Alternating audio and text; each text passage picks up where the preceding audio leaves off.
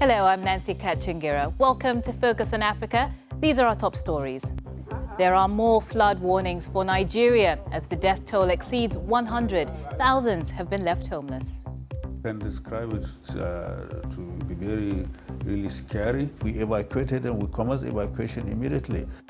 In Addis Ababa, people flee their homes in the city as protests erupt over the deaths of more than 20 people in a wave of targeted attacks.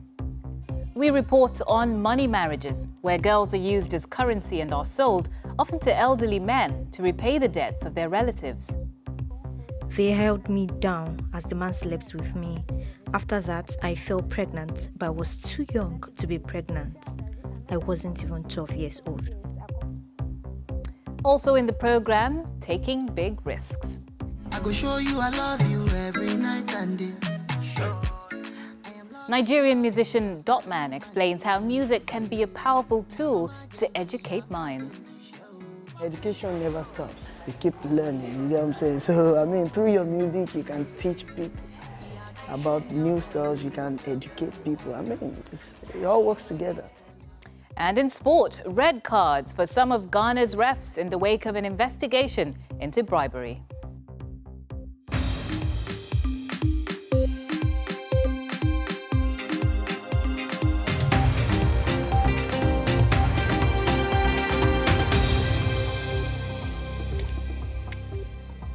Thank you for joining us on Focus on Africa from BBC World News. There's been a warning today that the devastating floods in Nigeria that have now claimed more than 100 lives will affect more areas of the country over the next few days. Thousands of others have had to leave their homes and large areas of farmland have been destroyed. The government says it will continue to evacuate people to prevent any more deaths. Ishaq Khalid has the story. This is likely to be the worst flooding in Nigeria in 6 years. The destruction is huge and the death toll is high. Across the country, dozens of communities have been submerged, thousands of people have been displaced, and farmlands have been swept away. Rural areas are the worst hit, and victims are struggling to cope. The level of this water now, we don't even know the one that will come up in 2 weeks' time. That is our afraid. Some of the victims have lost everything. At least 12 states in the north, the south, and the center of the country have been affected.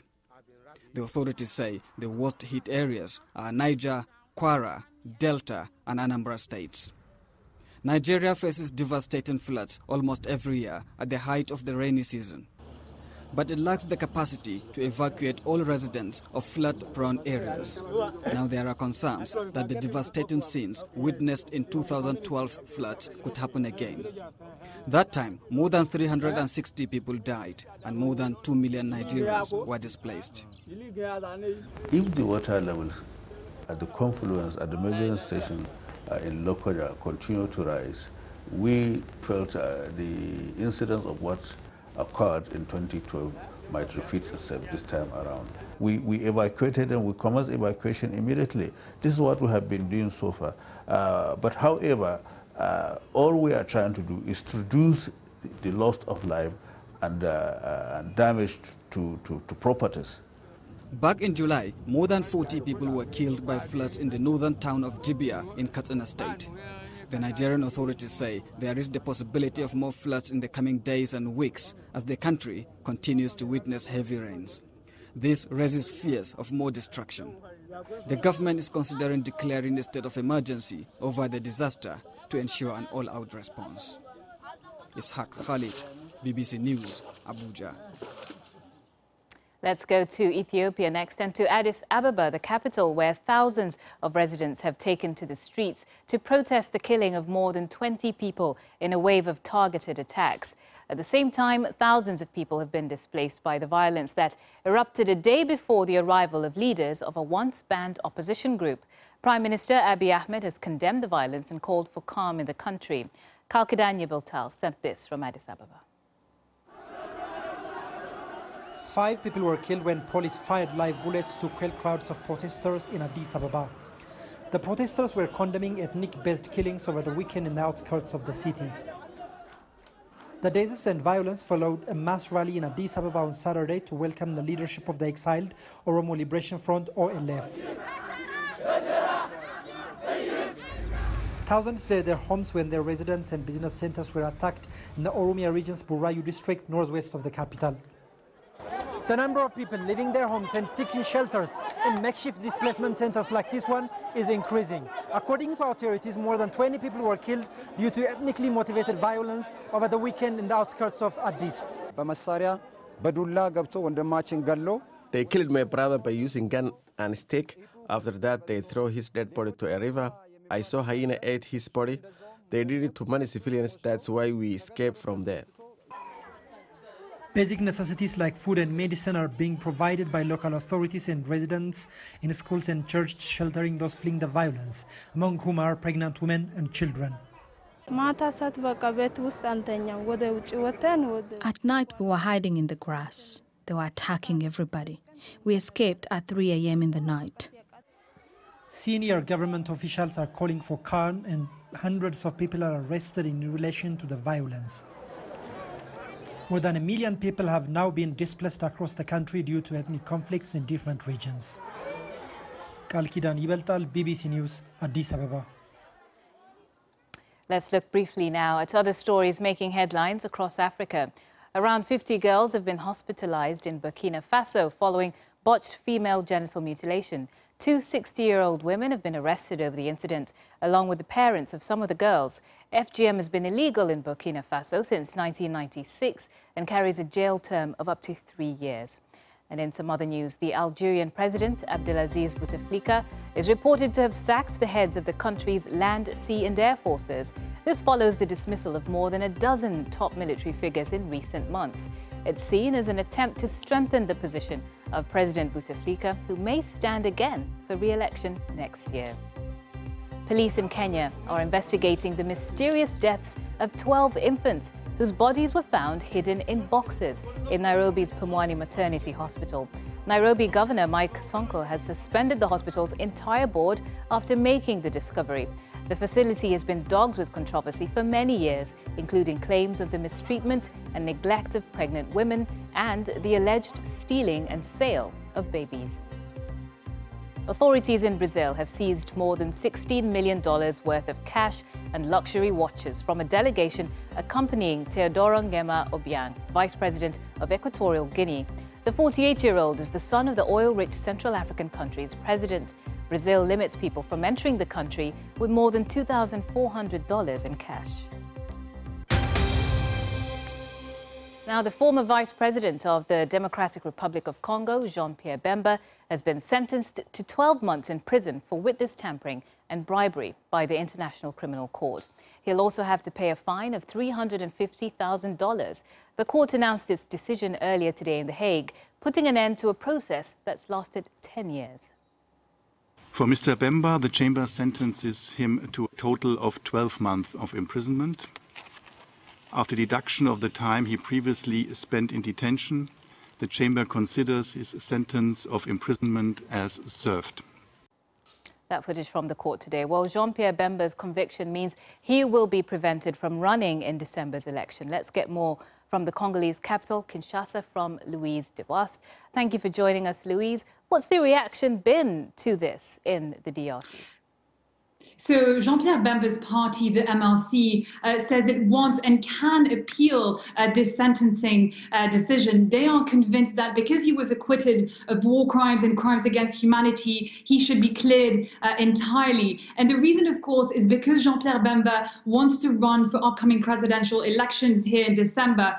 But recently, the Constitutional Court here ruled that his conviction in this witness tampering case are equal to corruption charges and make him ineligible to run. And so even if Jean-Pierre Bemba appeals the sentencing, the court's decision to rule him out of the presidential race is final. As you say there, it looks like there's now no chance of Jean-Pierre Bemba being able to actually put his name on the ballot. But what is the opposition's plan there? There's been a bit of talk about a coalition of fronting one candidate. Does this mean that they will have to do that if they're going to have any shot in December? So, we are just over 3 months to the elections. Preparations are underway. More than 20 candidates have already been pre-approved by the Electoral Commission. We are expecting a final list of candidates this coming Wednesday. And you're right, the question really now is, what will the opposition do? Will opposition leaders like Jean-Pierre Bemba and Moise Katumbi, who are not going to be able to run, will they gather behind one other opposition leader, and if so, who and when will they make that announcement? It's still very unclear at this stage. And just quickly, most of the opposition leaders we've seen so far, Moise Katumbi, Jean-Pierre Bemba, it's very much been about their personalities. So what will people in DRC be looking for if these personalities are now out of the race? You're right, but they also have all these different parties have different support bases across the country. Felix Tshisekedi, who is, let's say, the main opposition leader who is still in the race, is the leader of the UDPS, which is the oldest opposition party in the DRC, which has a very strong support base across the country. Jean-Pierre Bemba, for example, has more support in Kinshasa, in the northern part of the country. Moise Katumbi has more support in the eastern part of the country. And so really the question is, this is why the alliances will be important. And the question will be, which alliances will be formed and who will they decide is the best opposition choice to face President Kabila's chosen candidate who is in the running for the elections. All right, Louise DeVos, thank you so much for coming up to the program for us.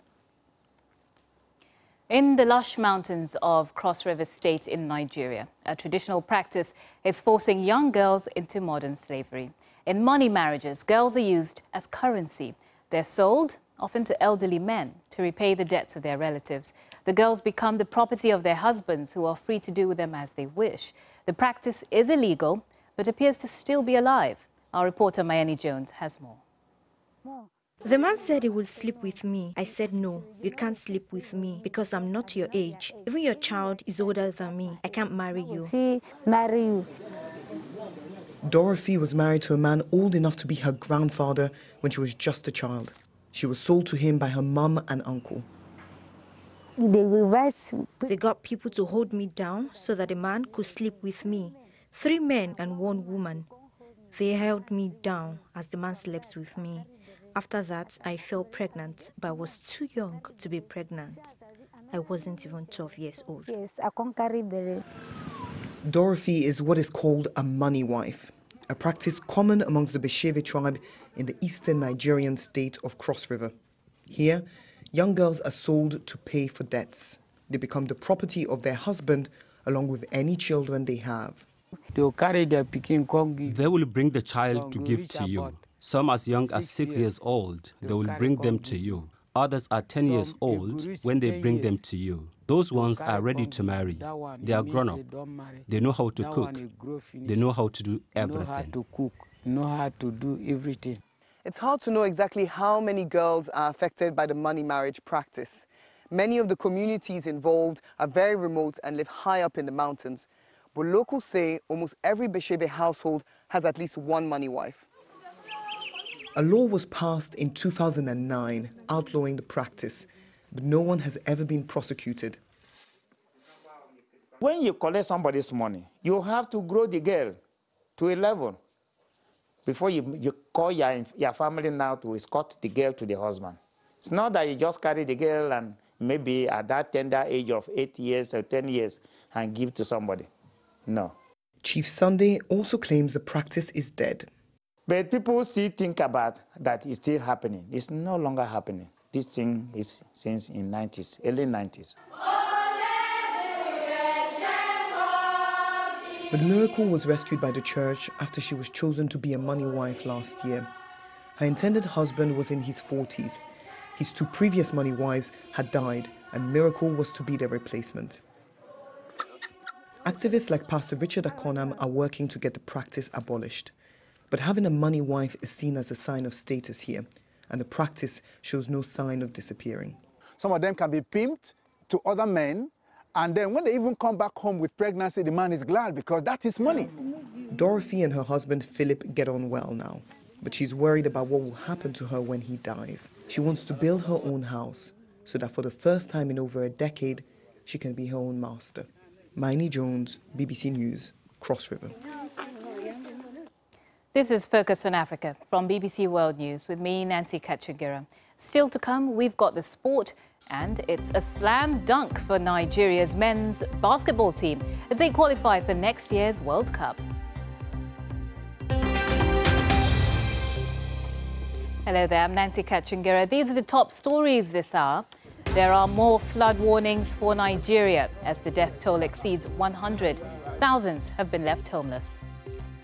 And thousands more flee their homes in Addis Ababa as protests erupt over the deaths of more than 20 people in a wave of targeted attacks. Now, the late Kofi Annan, who was laid to rest in Accra last week, will be remembered for the impact he has had on people's lives.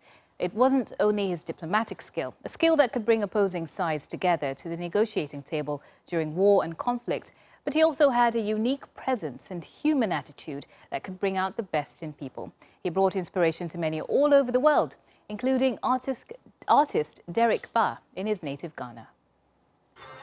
My name is Derek Ba, the artist, and I've been painting for quite a number of years now. I decided to paint Kofi Annan because he's an amazing man and one of the legends that we've ever seen as Africans and as Ghanaians. And then I did this as an artist to pay my contribution and to do this to honor Kofi Annan. Kofi Annan is a very good reference every leader should actually look up to. For someone to become great, I think there's somebody who has already been there already. So as African leaders, there is a lot we can learn from him. He was very transparent, very honest, and very peaceful to the world. And I think every leader and an African leader should actually follow his footsteps.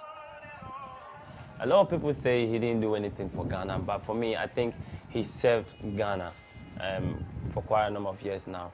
He was director of tourism, and then I think he served. So for people to say he didn't do anything, for me, we shouldn't even think about that. I think he stood for peace and then served the nation and then the world as a whole. So they're saying that he didn't do anything. For me, I don't agree with that. For me, he did amazing work for the world, and then that's all matters. Indeed, that is what matters. You're watching BBC Focus on Africa. It's time for sport now, which means Mimi's here. Thank you, Nancy. Now, the Referees Association of Ghana have come out today to confirm the banning of 61 referees. They have backed CAF's decision last month to ban 8 referees, 2 of them for life and 6 of them for 10 years. BBC's Thomas Nadi in Accra with more on the story. The Referees Association of Ghana, RAC, in a statement indicated that 8 out of the 61 referees have been banned for life. It also banned 53 match officials for 10 years each. The referees were among the 75 who were investigated by the Referees Association of Ghana following the football corruption expose. Some of them were also among the referees banned by CAF, and they are to serve the ban concurrently. 14 of them have been exonerated. How the void created will be filled, the General Secretary of the Referees Association of Ghana, Mensa Ayiti, explains. I don't think it will be a problem for us to replace them. But we have enough experience and good referees in the system who can just easily take over. The affected referees can appeal against the decision within 41 days. Meanwhile, the 5-member normalization committee set up by FIFA last week to manage football in the country is yet to announce the date for the start of the local league. Thomas Nadi, BBC News, Accra. The first leg of the CAF Confederation Cup quarterfinals took place on Sunday. Morocco's Raja Casablanca grabbed an away win over Kara of Congo-Brazzaville, and Nigeria's Enyimba with a goalless draw in Rwanda against Rayon Sports. A big win for AS Vita Club of DR Congo with a 3-1 victory over Moroccan side Renaissance Berkane. Egypt's Al Masry also with a win over Algiers USM Alger. Now, the Angola Sports Ministry has said that it regrets the death of 5 football fans in an African Champions League tie on Saturday. The deaths happened in the capital Luanda as Primero de Agosto played out a goalless draw with DR Congo's TP Mazembe in the first leg of the quarterfinal. 7 people were also injured in the incident. An investigation is due to take place. And now Janine Van Wyk made history for her own today as she played her 150th cap for South Africa in the 2018 Women's COSAFA Cup as they booked their place into the semis, making her the most cap player in an African female player and player with the highest number of appearances in South Africa. Uganda also booked their place in the semis with a win over Zimbabwe. And to athletics, former marathon world record holder Paul Tergat says a new mark of 2 hours, 1 minute and 39 seconds in the Berlin Marathon set by his compatriot Eliud Kipchoge will be very hard to break. 33-year-old Kipchoge set the new time on Sunday, shaving 1 minute and 18 seconds from the previous time. Tergat, who was the first Kenyan to break a marathon world record in 2003, hopes his record can be broken one day. So I'm hoping, hopefully, maybe, I hope I will live to see this when a marathon world record or anyone to run sub 2 hours. I hope one day when I'm still able to see and live and kicking the way it is. Now, of course, in basketball, they waited over a decade, but Nigeria's men's basketball team qualified for their first World Cup since 2006 over the weekend. They took down Senegal 89-61 in Lagos on Sunday, but had already qualified the day before with a big win over the Central African Republic, 114-69. Tunisia were the second African team to qualify. 3 more spots for Africa are up for grabs. And that's all the sport. Back to you, Nancy. Thank you very much, Mimi. Great news for Nigeria. Now, next on the program, we're going to meet a pop star. He had enough conviction to give up a career in the sciences for music, but he was still surprised by how much success he's achieved as an artist. The Nigerian Afrobeat star Dotman was in London recently, and he spoke to Ben Hunt from BBC Africa's children's program, What's New? His music has had over 30 million hits online. He was discovered at his university in Nigeria, where he was studying physics. From growing up on a farm to becoming an international star. Dotman is truly one to watch, and his success even caught him by surprise. My first hit got so big that I was so surprised. I didn't even realize it was going to be, I didn't know it was going to be that big.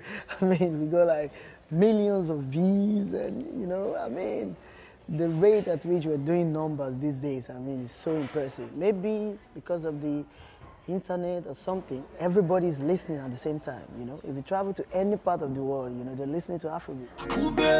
Even with millions of fans, he can still count his true friends on his hands. I keep saying this, like, the love is not real. When you are on top of your game, you know, you have a lot of people around you, you don't even know who loves you. Someone like me, I keep my circle close. Like, my friends now are my friends when I was nothing, you know what I'm saying? Did he make the right choice between physics and music? Education never stops. You keep learning, you know what I'm saying? So, I mean, through your music, you can teach people about new styles, you can educate people. I mean, it all works together, you know. So I keep telling people that music is everything. And if you want to be the next music superstar, what can you do? You cannot give up. You have to just keep doing it. It never stops. Every day is not Christmas. There are going to be bad days and good days. I mean, life is all about balance. You have challenges. There's no way you will not be challenged. And the bigger the challenge, I believe the bigger the success. So you just have to keep trying and trust me. Trust him, he's an artist. That's all from us here on Focus on Africa. Thank you for watching. We'll see you next time. Goodbye.